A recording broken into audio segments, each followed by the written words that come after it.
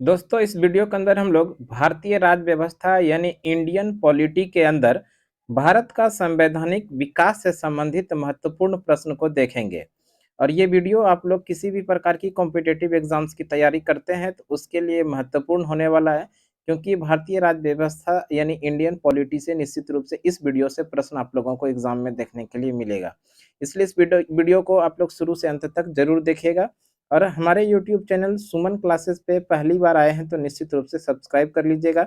हम आप लोगों को इस क्लास के अंदर हिस्ट्री, ज्योग्राफी, पॉलिटी, इकोनॉमिक्स को भी तैयारी करवाते, साथ साथ में करंट अफेयर्स, और इसके साथ में गवर्नमेंट के द्वारा नई वैकेंसी आती है उसको भी बताने का प्रयास करते हैं। तो अभी हम लोग इस क्लास में भारतीय राज्य व्यवस्था को शुरू करते हैं। इस क्लास को आप लोग अंत तक जरूर बने रहिएगा। देखिए, भारत का संवैधानिक विकास, इसके अंदर सबसे पहले जानते हैं रेगुलेटिंग एक्ट 1773। ध्यान रखिएगा, रेगुलेटिंग एक्ट 1773 में आया था और इसी रेगुलेटिंग एक्ट के द्वारा सर्वोच्च न्यायालय की स्थापना किया गया था।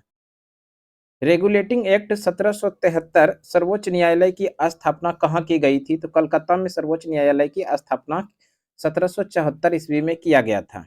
1774 ईस्वी में कलकत्ता के अंदर सर्वोच्च न्यायालय की स्थापना किस एक्ट के द्वारा किया गया था?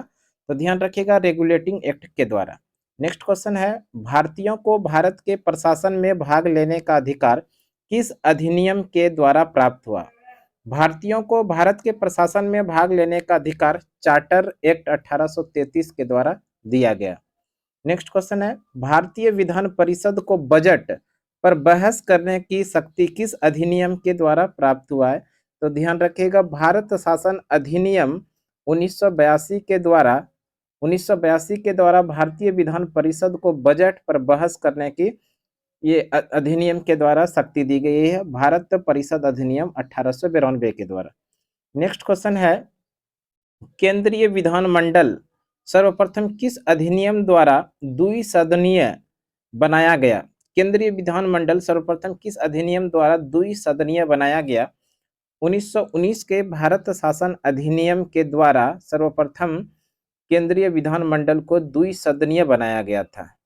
नेक्स्ट क्वेश्चन है, भारत के राष्ट्रपति को अध्यादेश जारी करने का अधिकार भारत के राष्ट्रपति को अध्यादेश जारी करने का अधिकार की शक्ति मूलतः किस अधिनियम से प्रेरित है? तो ध्यान रखिएगा, राष्ट्रपति को अध्यादेश निर्गत करने की जो शक्ति है वो भारत शासन अधिनियम 1935 के द्वारा ये अधिनियम से प्रेरित है। और ध्यान रखिएगा, भारत के जो राष्ट्रपति हैं उनको अध्यादेश जारी करने का अधिकार है अनुच्छेद 123 के अंदर।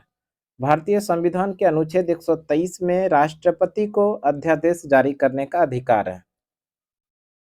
आगे बात करते हैं भारत का संवैधानिक विकास। भारत के संवैधानिक विकास दो तरह से किए गए थे। एक तो ईस्ट इंडिया कंपनी के अंतर्गत किया गया था और दूसरा ब्रिटिश क्राउन के अंतर्गत किया गया था।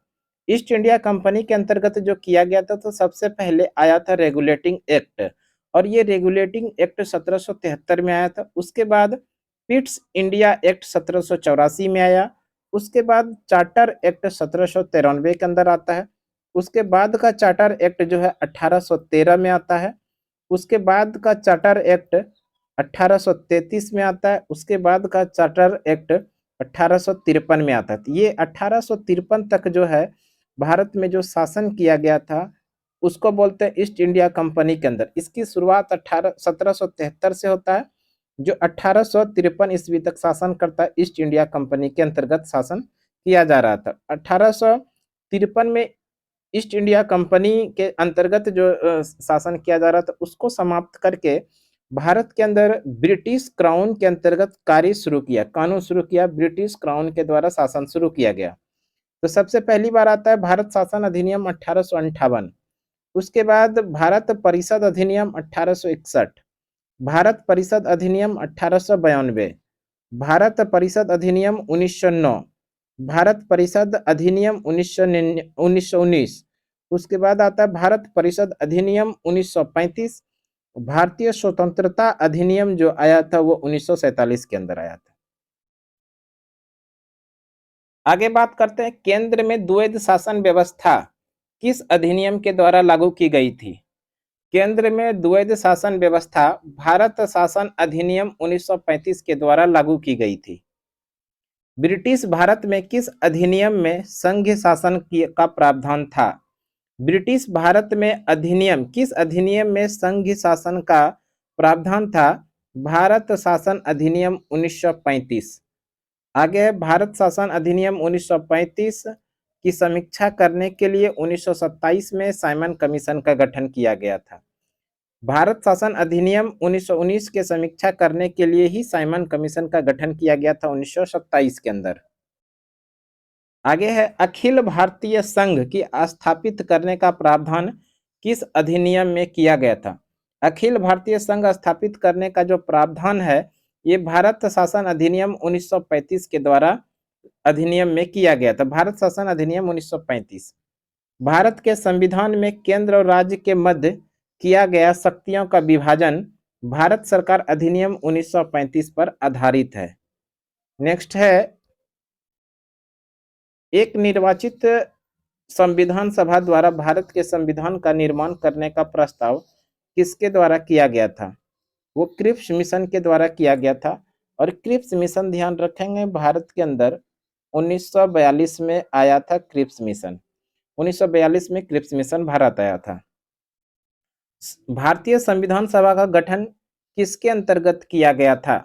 भारतीय संविधान सभा का गठन कैबिनेट मिशन योजना के सिफारिश पर किया गया था। कैबिनेट मिशन योजना भारत में 1946 के अंदर आया था। नेक्स्ट क्वेश्चन है कैबिनेट मिशन द्वारा प्रस्तुत योजना के अनुसार संविधान सभा में प्रांतों से प्रतिनिधियों का निर्वाचन किस अनुपात में था? कैबिनेट मिशन द्वारा प्रस्तुत योजना के अनुसार संविधान सभा के प्रांतों में प्रतिनिधियों का निर्वाचन किस अनुपात में था? 10 लाख की जनसंख्या पर एक सदस्य। 10 लाख की जनसंख्या पर एक सदस्य। नेक्स्ट है भारतीय संविधान का निर्माण करने वाली संविधान सभा के सदस्यों का चुनाव किसके द्वारा किया गया था? यानी भारतीय संविधान का जो निर्माण होना था तो उसके लिए संविधान का निर्माण होने के लिए संविधान सभा का जो चुनाव कराया गया था वह किस पद्धति यानी किसके द्वारा किया गया था? तो विभिन्न प्रांतों की विधानसभाओं के द्वारा ये चुनाव कराई गई थी। देखिए अंतरिम सरकार का गठन किया गया था 1946 में। जब अंतरिम सरकार का गठन किया गया था तो पंडित जवाहरलाल नेहरू को राष्ट्रमंडल संबंध तथा विदेशी मामले के मंत्री बनाया गया था। अंतरिम सरकार के गठन में पंडित जवाहरलाल नेहरू को राष्ट्रमंडल संबंध तथा विदेशी मामले के मंत्री बनाए गए थे। सरदार वल्लभ भाई पटेल को गृह के साथ साथ में सूचना एवं प्रसारण मंत्रालय के मंत्री बनाए गए थे। सरदार वल्लभ भाई पटेल को हम लोग बात कर ले डॉक्टर राजेंद्र प्रसाद को खाद्य एवं कृषि मंत्री बनाए गए थे अंतरिम सरकार में। खाद्य एवं कृषि मंत्री डॉक्टर राजेंद्र प्रसाद को बनाए गए थे और ये इंपॉर्टेंट है, कई बार एग्जाम में पूछा जा चुका है, याद रखिएगा। डॉक्टर राजेंद्र प्रसाद को खाद्य एवं कृषि मंत्री अंतरिम सरकार के अंदर बनाया गया था। जॉन मथाई को उद्योग एवं नागरिक आपूर्ति मंत्रालय का मंत्री दिया गया था। जगजीवन राम श्रम मंत्री बनाए गए थे। सरदार बलदेव सिंह को रक्षा मंत्री बनाए गए थे। लियाकत अली खां को वित्त मंत्री बनाया गया था। सी राजगोपालाचारी को शिक्षा एवं कला मंत्रालय के मंत्री बनाए गए थे। आगे बात करते हैं संविधान सभा के निर्माण के लिए पहली बैठक हुई थी 9 दिसंबर 1946 को। संविधान सभा के निर्माण के लिए पहली बैठक 9 दिसंबर 1946 को हुई थी और इसी दिन सबसे बुजुर्ग व्यक्ति डॉक्टर सच्चिदानंद सिन्हा को संविधान सभा का अस्थायी अध्यक्ष भी बनाया गया था। इस संविधान सभा की पहली बैठक 9 दिसंबर 1946 को। नेक्स्ट है भारतीय संविधान का प्रथम प्रारूप CVN राव के द्वारा तैयार किया गया था। आगे बात करते हैं संविधान सभा का अस्थायी अध्यक्ष। संविधान सभा के अस्थायी अध्यक्ष की बात किया जाए तो संविधान सभा के अस्थायी अध्यक्ष डॉक्टर राजेंद्र प्रसाद को बनाया गया था, जिसकी बैठक हुई थी 11 दिसंबर 1946 को। 11 दिसंबर 1946 के बैठक में संविधान सभा के निर्माण के लिए अस्थायी अध्यक्ष डॉक्टर राजेंद्र प्रसाद को बनाया गया था। संविधान सभा में पंडित नेहरू द्वारा उद्देश्य प्रस्ताव कब प्रस्तुत किया गया था? संविधान सभा के निर्माण के लिए उद्देश्य प्रस्ताव जो पारित किया गया था ये 13 दिसंबर 1946 को पारित किया गया था। स्वतंत्रता प्राप्ति के बाद यही उद्देशिका भारत की प्रस्तावना बना, ये भी ध्यान रखिएगा। स्वतंत्रता प्राप्ति के बाद उद्देशिका भारत की प्रस्तावना बना था। नेहरू द्वारा प्रस्तुत उद्देश्य प्रस्ताव संविधान सभा में कब स्वीकृत हुआ था? पंडित जवाहरलाल नेहरू ने उद्देशिका जो प्रस्तुत किया था वो संविधान सभा में कब स्वीकृत हुआ था? तो 22 जनवरी 1947 ईस्वी को ये स्वीकृत हुआ था। नेक्स्ट क्वेश्चन है, संविधान सभा के निर्माण काल में संविधान सभा की कुल कितने अधिवेशन हुए थे? तो 12 अधिवेशन हुआ था। संविधान सभा के निर्माण के समय संविधान सभा के कुल कितने अधिवेशन हुए थे? तो 12 अधिवेशन हुआ था। भारतीय संविधान के निर्माण में संविधान बनाने में लगा समय 2 वर्ष 11 महीना और 18 दिन। तो इस तरह से ध्यान रखिएगा, भारतीय संविधान को बनाने में कुल समय जो लगा 2 वर्ष 11 महीने और 18 दिन का समय लगा था। भारतीय संविधान सभा के संवैधानिक सलाहकार कौन थे? संविधान सभा के निर्माण के लिए संवैधानिक सलाहकार सर वी.एन. राव थे। संविधान सभा के संवैधानिक सलाहकार वी.एन. राव थे। आगे देखते हैं, प्रश्न है, भारत की संविधान ने वर्तमान रूप में राष्ट्रीय ध्वज को कब अपनाया? यानी भारतीय राष्ट्रीय ध्वज की बात किया जा रहा है। भारत की राष्ट्रीय ध्वज को संविधान सभा ने 22 जुलाई 1947 को अपनाया था। संविधान सभा ने राष्ट्रीय ध्वज यानी तिरंगा राष्ट्रीय ध्वज को 22 जुलाई 1947 को अपनाया था। आगे बात कर लेते हैं। आगे है, संविधान सभा की प्रथम बैठक की अध्यक्षता डॉक्टर सच्चिदानंद सिन्हा यानी अस्थायी अध्यक्ष ने की थी। भारत का संविधान कब स्वीकार किया गया? भारत के संविधान को जो स्वीकार किया गया वो 26 नवंबर 1949 को भारतीय संविधान को स्वीकार किया गया। इसलिए ध्यान रखिएगा 26 नवंबर को प्रत्येक वर्ष संविधान दिवस के रूप में मनाया जाता है। भारत में प्रत्येक वर्ष संविधान दिवस 26 नवंबर को मनाया जाता है। भारतीय संविधान सभा ने संविधान को स्वीकार यानी अंगीकार किया था 26 नवंबर 1949 को। अगला क्वेश्चन है, भारतीय संविधान पूर्णतः कब लागू हुआ? भारतीय संविधान पूर्ण रूप से जो लागू हुआ वो 26 जनवरी 1950 ईस्वी को भारतीय संविधान लागू हुआ था। आगे बात करते हैं, 9 दिसंबर 1946 को संविधान सभा की प्रथम बैठक हुई जिसमें डॉक्टर सच्चिदानंद सिन्हा को अस्थायी अध्यक्ष तथा 11 दिसंबर 1946 को डॉक्टर राजेंद्र प्रसाद को अस्थायी अध्यक्ष चुना गया। संविधान निर्माण का प्रारंभ 13 दिसंबर 1946 को पंडित जवाहरलाल नेहरू द्वारा उद्देश्य प्रस्तुत हुआ। उसके बाद 22 जनवरी 1947 को सर्वसम्मति से ये उद्देश्य प्रस्ताव को स्वीकार कर लिया गया एवं 26 नवंबर 1949 को भारतीय संविधान अंगीकृत यानी एडॉप्ट किया गया, जबकि 26 जनवरी 1950 को इसे पूर्णतः लागू किया गया। इस तरह से ध्यान रखिएगा, भारतीय संविधान को पूर्ण रूप से लागू 26 जनवरी 1950 को किया गया था, जबकि अंगीकार 26 नवंबर 1949 को ही कर लिया गया था। भारत का संविधान मूलतः 2 भाषाओं हिंदी एवं अंग्रेजी। भारत की संविधान मूलतः 2 भाषा अंग्रेजी और हिंदी में लिखा गया था और सभी सदस्यों ने इन दोनों प्रतियों पर हस्ताक्षर किए थे। आगे का क्वेश्चन देख लेते हैं हम लोग। नेक्स्ट क्वेश्चन है, 26 नवंबर 1949 को भारतीय संविधान किसके द्वारा अधिनियमित किया गया था? 26 नवंबर 1949 को भारतीय संविधान अधिनियमित किया गया था संविधान सभा के द्वारा। नेक्स्ट क्वेश्चन है, जन गण मन को भारत के राष्ट्रगान के रूप में कब अपनाया गया? जन गण मन को भारत का राष्ट्रगान के रूप में 24 जनवरी 1950 ईस्वी को अपनाया गया। नेक्स्ट है, भारत सरकार द्वारा अशोक स्तंभ को राष्ट्रीय चिन्ह के रूप में अंगीकृत किया गया था कब? तो ध्यान रखिएगा, भारत सरकार द्वारा राष्ट्रीय स्तंभ को अशोक स्तंभ को राष्ट्रीय चिन्ह के रूप में अंगीकार किया गया था 26 जनवरी 1950 को। नेक्स्ट क्वेश्चन देखते हैं। नेक्स्ट क्वेश्चन है, संविधान सभा की सलाहकार समिति के अध्यक्ष सरदार वल्लभ भाई पटेल थे।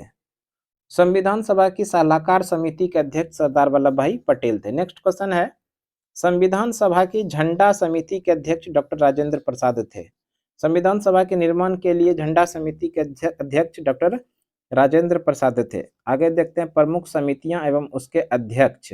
अगर समितियों की बात करें तो संघ शक्ति समिति, संघ शक्ति समिति के अध्यक्ष पंडित जवाहरलाल नेहरू थे। संघीय संविधान समिति, संघीय संविधान समिति के अध्यक्ष भी पंडित जवाहरलाल नेहरू थे। प्रांतीय संविधान समिति के अध्यक्ष सरदार वल्लभ भाई पटेल थे। प्रारूप समिति के अध्यक्ष भीमराव अंबेडकर थे। इंपॉर्टेंट क्वेश्चन, इसको ध्यान रखिएगा। प्रारूप समिति के अध्यक्ष, ड्राफ्टिंग कमेटी के जो अध्यक्ष थे वो भीमराव अंबेडकर थे। आगे बात करते हैं, और भी इसमें है मौलिक अधिकार एवं अल्पसंख्यक संबंधी परामर्श समिति। मौलिक अधिकार एवं अल्पसंख्यक संबंधी परामर्श समिति के जो अध्यक्ष सरदार वल्लभ भाई पटेल थे। प्रक्रिया नियम समिति के जो अध्यक्ष थे वो डॉक्टर राजेंद्र प्रसाद थे। राज्यों के लिए जो समिति बनाया गया था इसके लिए अध्यक्ष पंडित जवाहरलाल नेहरू थे। संचालन समिति के अध्यक्ष डॉक्टर राजेंद्र प्रसाद थे। संचालन समिति के अध्यक्ष डॉक्टर राजेंद्र प्रसाद थे। नेक्स्ट है, संविधान सभा के कार्यों से संबंधित समिति के अध्यक्ष कौन थे? संविधान सभा के कार्यों से संबंधित समिति के अध्यक्ष थे जेबी मावलंकर। आगे है, नेक्स्ट है, डॉक्टर भीमराव अंबेडकर की अध्यक्षता में संविधान सभा की प्रारूप समिति में 6 अन्य सदस्य, यानी कि प्रारूप समिति का जो गठन किया गया था जिसके अध्यक्ष थे भीमराव अंबेडकर, इनके अलावा 6 अन्य सदस्य भी थे। वो कौन कौन थे? एन गोपाल स्वामी अयंगर थे, डॉक्टर के.एम. मुंशी, बी.एम. मित्रा, बाद में इनके स्थान पर एन माधवराव आए, अल्लादी कृष्णा स्वामी अय्यर थे, सैयद मोहम्मद सादुल्ला तथा डी.पी. खेतान थे। बाद में इनके स्थान पर टी.टी. कृष्णाचारी को लाए गए। आगे है, संविधान सभा ने डॉक्टर भीमराव अंबेडकर की अध्यक्षता में प्रारूप समिति का गठन कब किया था? बेहद इंपॉर्टेंट प्रश्न है। प्रारूप समिति का जो गठन किया गया था 29 अगस्त 1947 को किया गया था। प्रारूप समिति का गठन किसकी अध्यक्षता में किया गया था? डॉक्टर भीमराव अंबेडकर की अध्यक्षता में किया गया था। नेक्स्ट है, डॉक्टर भीमराव अंबेडकर का संविधान सभा में निर्वाचन किस प्रेसिडेंसी से हुआ था? भीमराव अंबेडकर का जो संविधान सभा में निर्वाचन हुआ था ये मुंबई प्रेसिडेंसी से हुआ था। इसके पहले ये बंगाल प्रेसिडेंसी से थे। बंगाल प्रेसिडेंसी से 1946 से 47 के बीच में थे। उसके बाद 47 से 50 के बीच में ये मुंबई प्रेसिडेंसी से निर्वाचित होकर आए थे। आगे बात करते हैं। तो दोस्तों, इस तरह से हम लोगों ने आज पॉलिटी के वैसे प्रश्नों को पूरे डिटेल के साथ पढ़ने का प्रयास किए जो किसी न किसी एग्जाम में निश्चित रूप से पूछा जाता है। हम अगले वीडियो में पॉलिटी के फिर इंपॉर्टेंट क्वेश्चन को लेकर आएंगे। तो अभी के क्लास के लिए इतना ही। अगले क्लास में फिर से अगले दिन मिलते हैं। तब तक के लिए धन्यवाद। जय हिंद।